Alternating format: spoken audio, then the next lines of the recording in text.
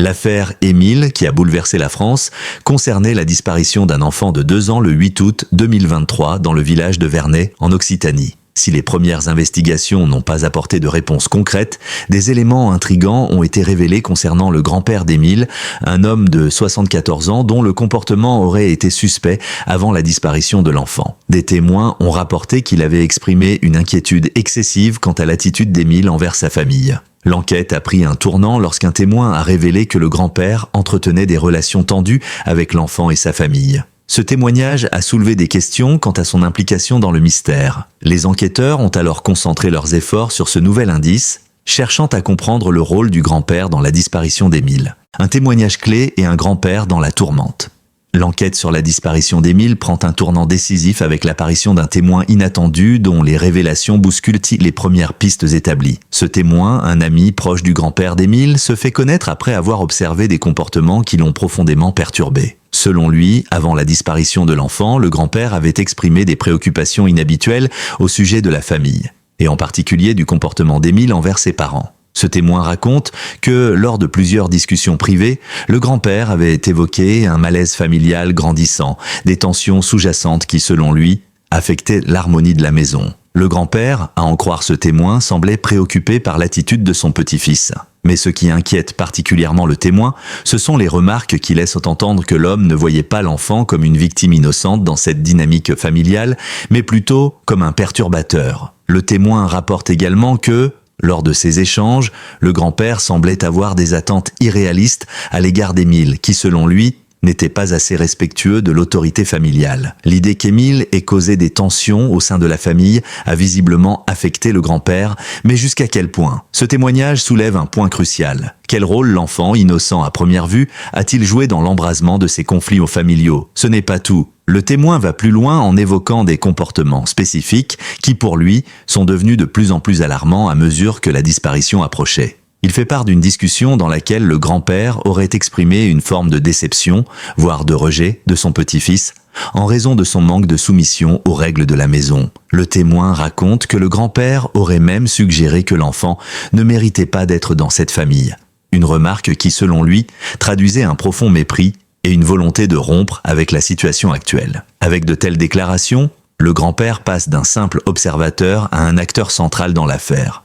L'enquête, jusqu'alors focalisée sur les circonstances mystérieuses de la disparition d'Émile, semble soudainement orientée vers une hypothèse plus sombre. Les autorités s'intéressent de plus près à ce qu'elles appellent des indices comportementaux de l'homme. Un homme âgé, semble-t-il faible et sans histoire, est désormais suspecté d'avoir été l'instigateur de la disparition de son petit-fils.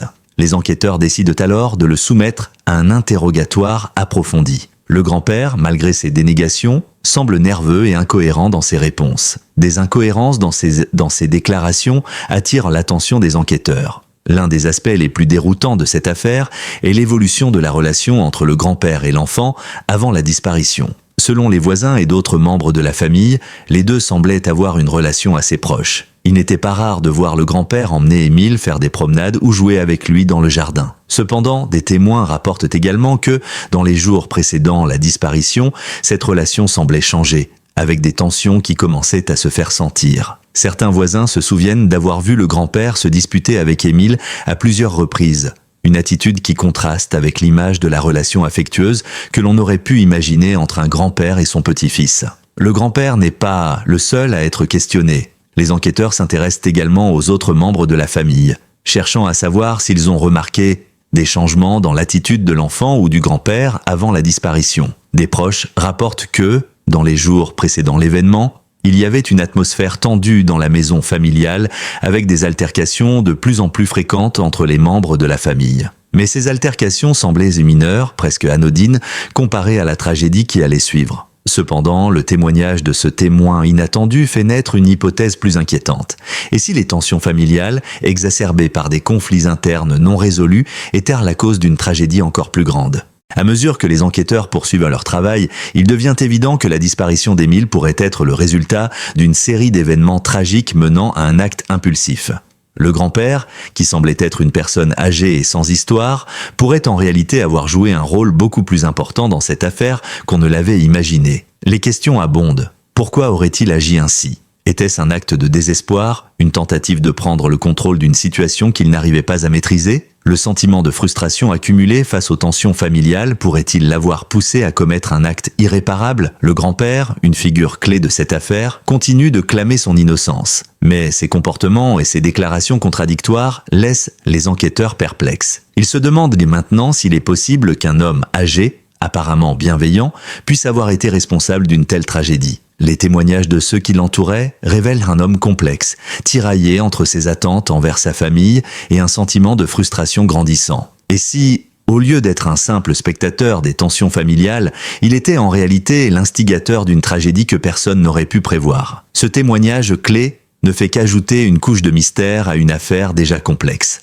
L'enquête, plus que jamais, doit démêler les fils d'une situation familiale tendue où les relations interpersonnelles jouent un rôle essentiel dans la compréhension de ce qui est arrivé à Émile. Les investigations se poursuivent, mais la vérité reste encore floue, noyée dans un océan de doutes et de spéculations. Le grand-père dans la ligne de mire des enquêteurs. L'apparition de ce témoignage clé marque un tournant décisif dans l'enquête et le grand-père se retrouve désormais sous la lumière des projecteurs. Un homme âgé, pourtant perçu par certains comme une figure attachante et bienveillante, est désormais placé sous un prisme de suspicion. Les enquêteurs, qui avaient initialement exploré d'autres pistes, se concentrent sur lui, cherchant à démêler l'écheveau de ses relations familiales et à comprendre ce qui a pu mener à un tel acte. Les premiers interrogatoires du grand-père révèlent des incohérences frappantes.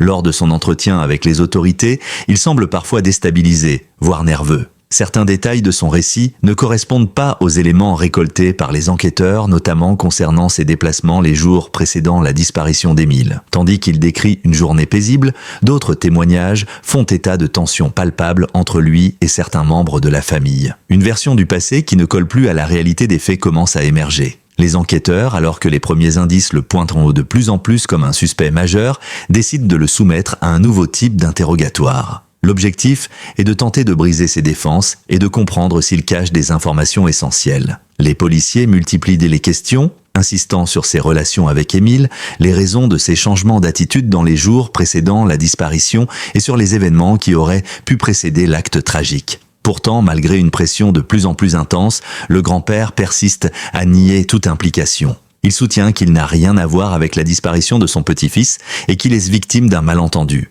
Cependant, à chaque nouvelle réponse, ses déclarations deviennent plus incohérentes et il commence à se contredire. À plusieurs reprises, il change de version concernant ses actions de ces derniers jours. Par exemple, il affirme d'abord qu'il a passé la journée dans la maison avant de révéler qu'il avait fait une course à la ville. Mais aucun témoin ne confirme sa présence là-bas et ses déplacements n'ont pas été enregistrés par les caméras de surveillance.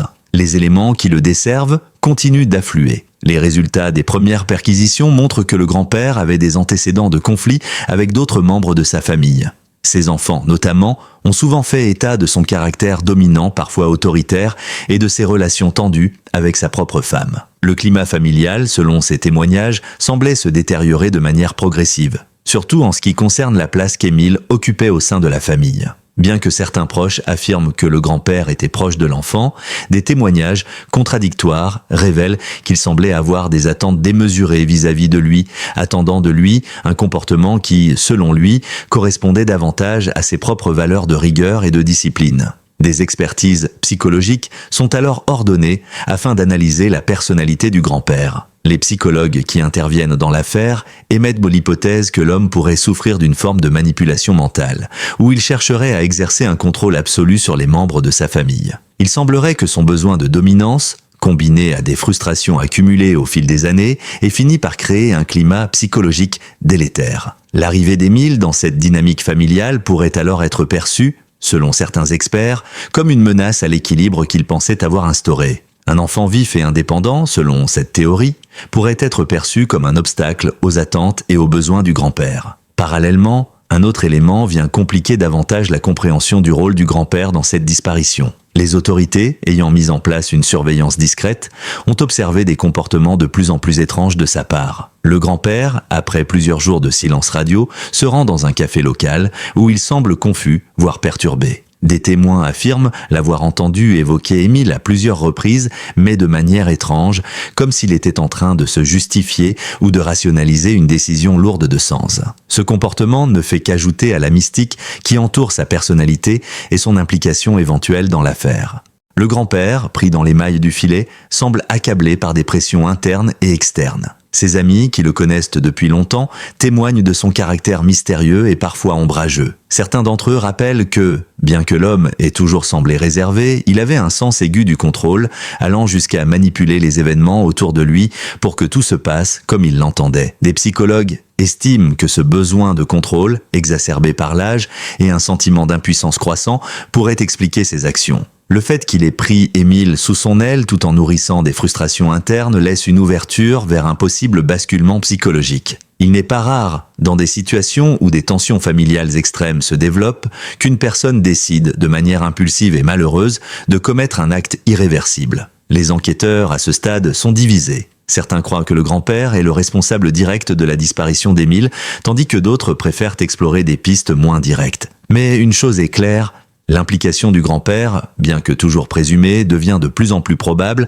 à mesure que les détails s'ajoutent au puzzle. Ses contradictions, ses comportements suspects et son passé familial tendu dressent un tableau inquiétant de ce qui pourrait être une tragédie provoquée par des conflits internes. Dans l'ombre de cette investigation, des voix s'élèvent dans la société. Des défenseurs des droits humains appellent à ne pas précipiter les conclusions et à ne pas présumer de la culpabilité d'un homme simplement sur la base de témoignages. Toutefois, la pression médiatique et l'intérêt du public rendent difficile la gestion de l'affaire alors que de nouvelles découvertes continuent de faire surface. Les questions demeurent, le grand-père a-t-il agi seul dans ce drame ou y a-t-il eu des complicités au sein même de la famille ? Les tensions entre Émile et les membres de sa famille ont-elles été exacerbées au point de provoquer un tel acte ? L'enquête continue, mais la vérité reste toujours aussi difficile à saisir, enfermée dans un réseau complexe de relations familiales et d'émotions humaines difficiles à démêler. Les enquêteurs, eux, n'ont pas encore épuisé toutes leurs pistes et doivent encore affronter de nombreuses zones d'ombre. Une conclusion encore floue et des questions sans réponse. À mesure que l'enquête se poursuit, l'affaire Émile prend des tournures de plus en plus déroutantes et tragiques.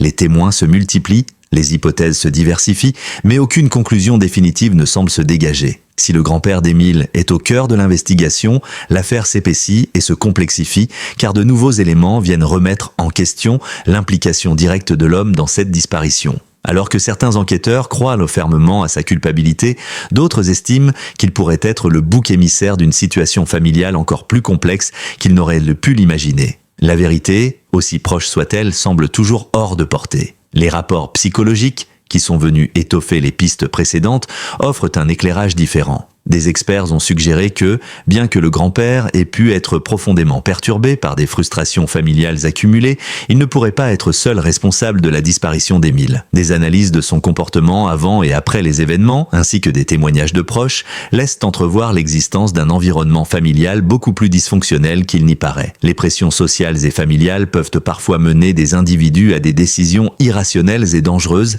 mais il est possible qu'il n'ait pas agi seul. Si certains membres de la famille, sous l'influence de tensions et de conflits non résolus, ont joué un rôle plus implicite, les enquêteurs n'ont pas encore trouvé de preuves suffisantes pour confirmer cette hypothèse.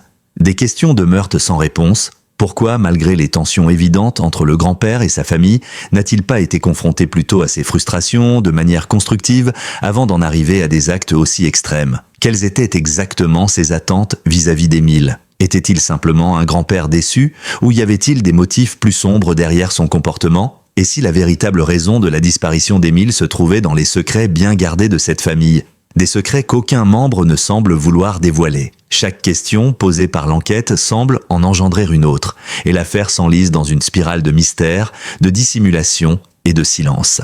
Le fait que le grand-père clame toujours son innocence ne fait qu'accentuer l'ambiguïté qui entoure cette affaire. Certains observateurs estiment que l'homme, malgré ses dénégations, pourrait être le principal responsable de la disparition d'Émile. Mais la réalité est bien plus complexe. L'argument selon lequel il serait victime d'un malentendu, voire d'une machination familiale, est de plus en plus soutenu par ceux qui pensent que les dynamiques internes de la famille ont joué un rôle majeur. Des membres de la famille d'Émile, en particulier, ont évoqué un manque de communication et une incapacité à résoudre des conflits internes de manière saine. Ces éléments soulèvent la question à quel point l'environnement familial a-t-il contribué à l'escalade des tensions ? Et jusqu'où la fragilité psychologique du grand-père a-t-elle pu jouer dans sa réaction face à ces tensions? Les investigations continuent, mais les zones d'ombre persistent. Chaque avancée dans l'enquête semble ouvrir de nouvelles pistes, sans fournir de réponses claires. L'implication d'un membre de la famille proche d'Émile, au-delà du grand-père, reste un mystère. Des rumeurs circulent concernant d'autres membres de la famille, mais aucune preuve tangible n'a encore émergé pour établir un lien direct entre eux et la disparition de l'enfant. Les enquêteurs, malgré leur détermination, se heurtent à des contradictions dans les témoignages et à des incohérences dans les preuves. Chaque détail qui semblait prometteur se révèle être plus ambigu qu'il n'y paraît, et l'espoir de résoudre cette affaire semble de plus en plus incertain. L'opinion publique, qui a suivi de près cette affaire depuis ses débuts, commence à se diviser. Certains soutiennent fermement que le grand-père est responsable, accusant la famille de tenter de dissimuler la vérité pour protéger ses propres intérêts. D'autres, cependant, se montrent plus réservés, insistant sur le fait que l'enquête doit rester impartiale et que l'on ne peut juger de la culpabilité d'un individu sans preuves irréfutables. La polarisation de l'opinion publique et la pression croissante des médias rendent l'enquête encore plus difficile. Les autorités, bien qu'engagées dans une recherche approfondie de la vérité, doivent maintenant faire face à une enquête de plus en plus médiatisée où les conjectures et les jugements hâtifs risquent de compromettre les résultats. Il est aussi essentiel de souligner que la disparition d'Émile ne concerne pas seulement la famille. Elle touche toute une communauté qui, dans les semaines qui ont suivi l'événement, a vu sa cohésion se fissurer. La solidarité, qui aurait pu être une force face à une tragédie aussi lourde, a été remplacée par des doutes et des accusations. Les voisins et les habitants du village de Vernay, qui avaient connu la famille d'Émile pendant des années, sont désormais partagés, chacun ayant sa propre version des événements. La communauté se trouve déchirée. Chaque membre cherchant à comprendre comment une situation apparemment ordinaire a pu se transformer en un drame aussi incompréhensible. Les parents d'Émile, eux, restent dans une position difficile. Ils sont partagés entre l'espoir que leur fils soit retrouvé sain et sauf et la douleur croissante de ne pas savoir ce qui lui est arrivé. Le poids de la culpabilité, des rumeurs et des insinuations porte lourdement sur eux. Dans leurs moments de solitude, ils se demandent s'ils auraient pu faire quelque chose de différent, s'ils avaient vu des signes avant-coureurs de ce qui allait se produire. La souffrance liée à la perte d'un enfant est indescriptible, et dans ce cas, elle est amplifiée par l'incertitude de savoir qui, au sein de leur propre famille, aurait pu être responsable de cet acte tragique. Alors que l'enquête continue et que les zones d'ombre demeurent, une question persiste dans l'esprit de chacun. Quel est le véritable prix de la vérité ? Les enquêteurs, tout comme les familiers d'Émile et les habitants du village, attendent avec impatience une réponse définitive tout en sachant que, quelle que soit la conclusion, la vie de chacun sera irrémédiablement marquée par ce drame. L'affaire Émile, avec ses nombreux mystères et ses secrets non dévoilés, restera gravée dans les mémoires, non seulement pour l'énigme qu'elle représente, mais aussi pour la manière dont elle a révélé les fractures profondes d'une famille et d'une communauté. La vérité, aussi douloureuse soit-elle, finira-t-elle par émerger de cet enchevêtrement de mensonges, de confessions et de non-dits? Le temps nous le dira. Merci d'avoir regardé cette vidéo jusqu'à la fin. Nous espérons que cette plongée dans l'affaire Émile vous a permis de mieux comprendre les mystères qui entourent cette tragédie. N'hésitez pas à laisser vos commentaires et à partager vos réflexions sur cette affaire qui continue de diviser l'opinion publique. Si vous avez aimé cette vidéo et souhaitez en découvrir davantage, abonnez-vous à notre chaîne pour ne rien manquer de nos prochaines enquêtes et reportages. Nous avons encore beaucoup d'histoires fascinantes à vous raconter. Activez la cloche de notification pour être alerté de chaque nouvelle vidéo. Merci encore pour votre soutien et à très bientôt pour de nouvelles vidéos captivantes.